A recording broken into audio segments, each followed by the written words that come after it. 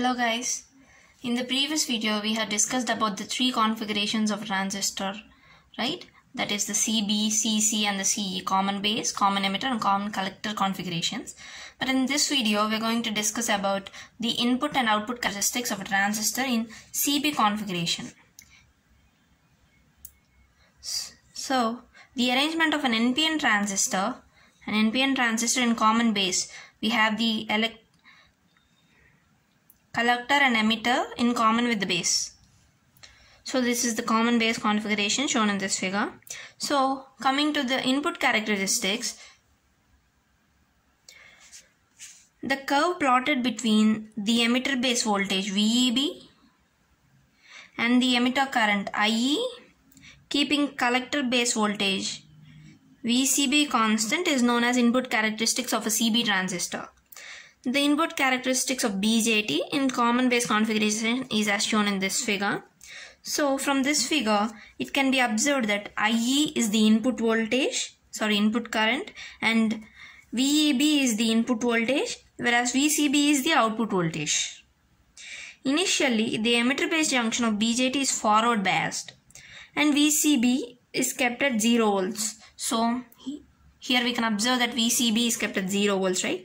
The resultant input characteristics resembles with the forward characteristics of PN diode.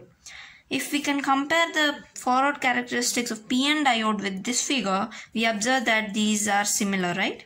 Such that for a small increase in VBE, a rapid increase in IB is observed.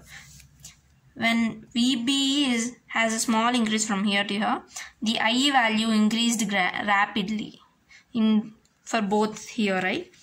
On increasing the value of VCB from 0 volts, keeping VEB constant, a decrease in the width of the base region is observed. This effect is known as early effect. This early effect will be discussed in the coming video in detail. This in turn increases the IE value upwards. For every increase in VCB value, the curve shifts towards the left. So, moving to the output characteristics, we have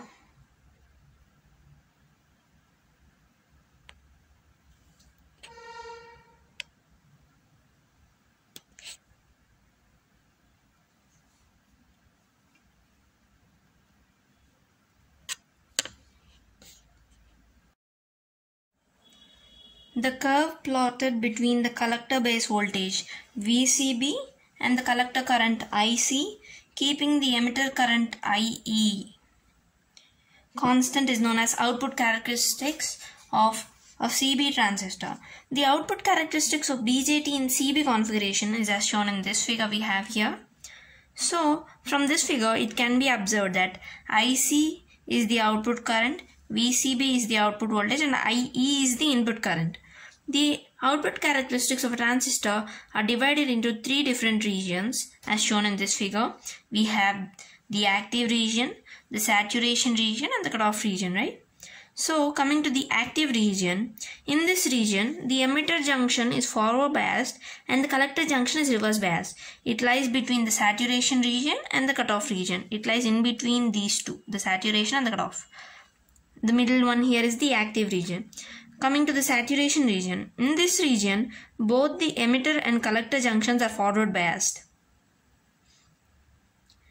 It usually lies to the left of the ordinate where VCB is 0. This part is the saturation region. So coming to the cutoff region, in this region both the emitter and collector junctions are reverse biased. So this region lies below IE value 0. Here we have IE 0 below that. From the output characteristics curves, it can be observed that the collector current varies only for low values of VCB. That is for greater than 1 volt value. At higher values of VCB, the IC becomes constant, indicated by the straight parallel curves. Thus IC depends only on IE. We have the straight parallel curves, right? All these are straight and parallel. For large variations in VCB, only a small variation occurs in IC. This implies that there exists a very high value of output resistance. Now, talking about the current gain in CB configuration, The ratio of collector current IC to the emitter current IE gives the common base DC current gain of transistor. It is denoted by alpha DC or HFB, and can be expressed as alpha is equal to IC by IE. Let this be equation number 1. And since IC is smaller than IE, therefore alpha is always less than unity.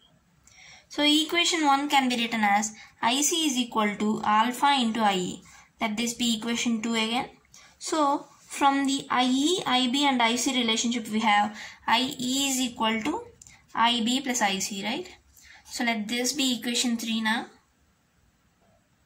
Since the collector current IC is also produced by the thermally generated carriers as leakage current ICO. So the total collector current is given as IC is equal to alpha IE plus ICO.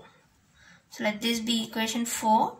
And now alpha IE is equal to IC minus, this goes, it becomes minus ICO. So now alpha is equal to IC minus ICO. This multiplying IE goes this side and it's a division. Let this be equation 5. So substituting equation 3 in 5, we get, from equation 3 we know that IE is equal to IB plus IC. So substituting the value of IE here in 5th equation, we get alpha is equal to IC minus ICO by IB plus IC. So alpha into IB plus IC is equal to IC minus ICO. And now IC is equal to alpha into IB plus IC. This minus ICO goes to the other side and becomes plus ICO. So IC is equal to, multiplying inside, alpha IB plus alpha IC plus ICO. So now bringing this term, alpha IC term, to this side, we have IC minus alpha IC. This can be written as 1 minus alpha into IC, right? So this is equal to, let this be put aside. So 1 minus alpha into IC is equal to, we have the remaining terms, alpha IB plus ICO. From this, IC can be equal to alpha IB by 1 minus alpha, bringing 1 minus alpha this side to the other side. We will have the IC value. So alpha IB by 1 minus alpha plus ICO by 1 minus alpha. And this is the required output current, IC, that is the collector current of a common base transistor. So in the next video, we'll be talking about early effect and its consequences, and the further videos will be discussed about common collector and common emitter configurations, input and output characteristics respectively. So stay tuned.